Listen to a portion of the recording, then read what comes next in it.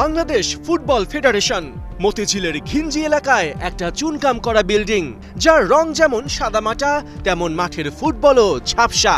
এখানে নাম আছে কিন্তু গ্ল্যামার নাই, খেলা আছে কিন্তু প্রচার নাই।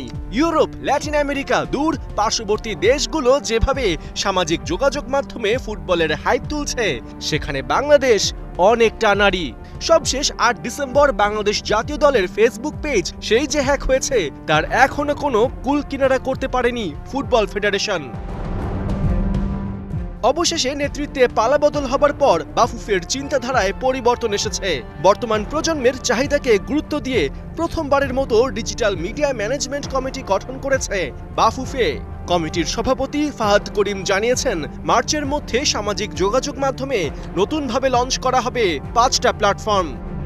ফেসবুক, ইনস্টাগ্রাম, টুইটার, এক্স বলেন, লিঙ্কডইন বলেন, ইউটিউব বলেন, প্রত্যেকটি প্ল্যাটফর্মে আমাদেরকে অ্যাক্টিভ হতে হবে। That was our first decision. এরপরে আমরা যেটা সিদ্ধান্ত নিই যে এই প্ল্যাটফর্মগুলিকে একটি ইউনিফাইড সিস্টেমের মধ্যে আনতে হবে, অর্থাৎ একটি সিঙ্গেল পয়েন্ট অফ কন্ট্যাক্ট থেকে প্রত্যেকটি প্ল্যাটফর্ম ম্যানেজ হবে।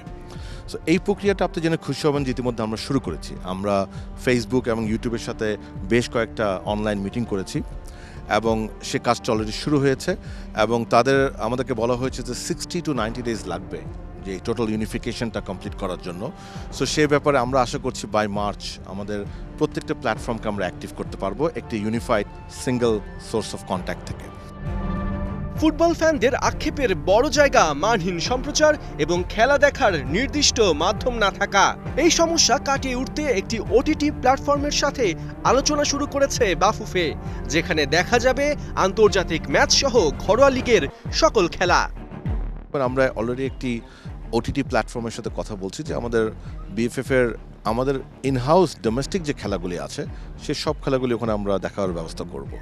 দ্যাটস অ্যাকচুয়ালি অলমোস্ট 200+ খেলা আমাদের ইচ্ছা আছে নেক্সট সিজন আমরা দেখাবো একটি ওটিটি প্ল্যাটফর্মে। এর বাইরে আমরা ওটার জন্য তো আপনার ব্রডকাস্টিং করতে হবে। সো ওটার জন্য এই 200টা খেলার যেন সিংহভাগ আমরা ভালো কোয়ালিটির ব্রডকাস্টিং করতে পারি সে ব্যাপারে আমরা অলরেডি কাজ করছি। দেশের ফুটবলে এখন বড় চমকের নাম হামজা চৌধুরী।